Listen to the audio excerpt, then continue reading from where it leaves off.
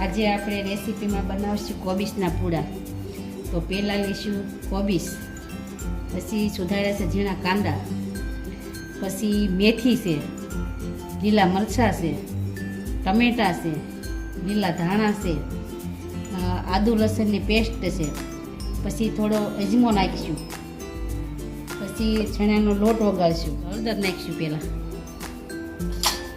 સ્વાદ અનુસાર મીઠું નાખીશું, પછી થોડું લાલ મરચું લઈશું. લીલા મરચાં તો લીધા છે પણ થોડું લાલ મરચું લઈશું, થોડું ધાણા જીરું લઈશું,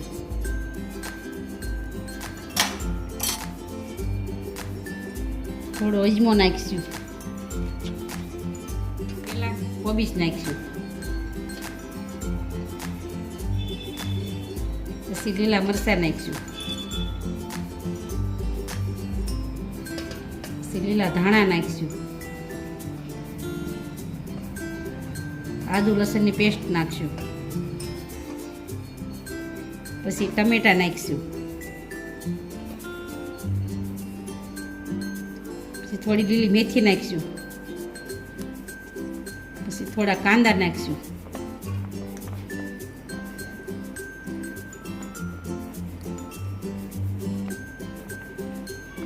જેમ કોબીસ વધારે હોય ને એમ પુડલા ખાવાની મજા આવે. એમાં પણ થોડું ગાજર લીધું છે.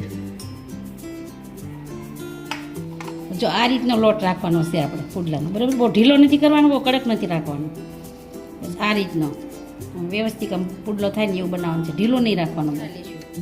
તો સરસ પુડલા મસ્ત ફૂલશે. થોડું તેલ નાખીશું પહેલાં,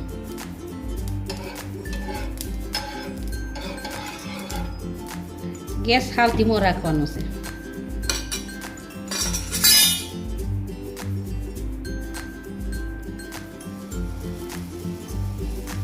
જો આ રીતના બનાવવાના છે.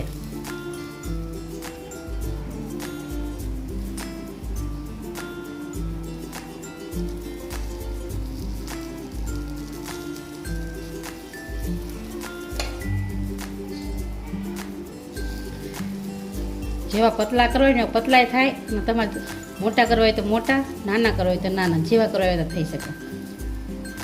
થોડું થોડું તેલ આ સાઈડમાં લગાવી દેવું છે, જલ્દી ઉપડી જાય.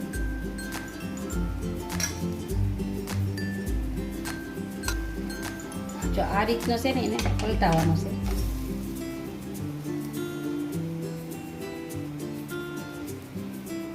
એક અડધો મિનિટ જ સારી રીતે સળવા દેવાનું છે. તૈયાર છે આપણા કોબીસના પુડલા. હવે એને છાશ સાથે ખાવ તોય સારા લાગે અને સોસ સાથે ખાવ તોય સારા લાગે. સોસ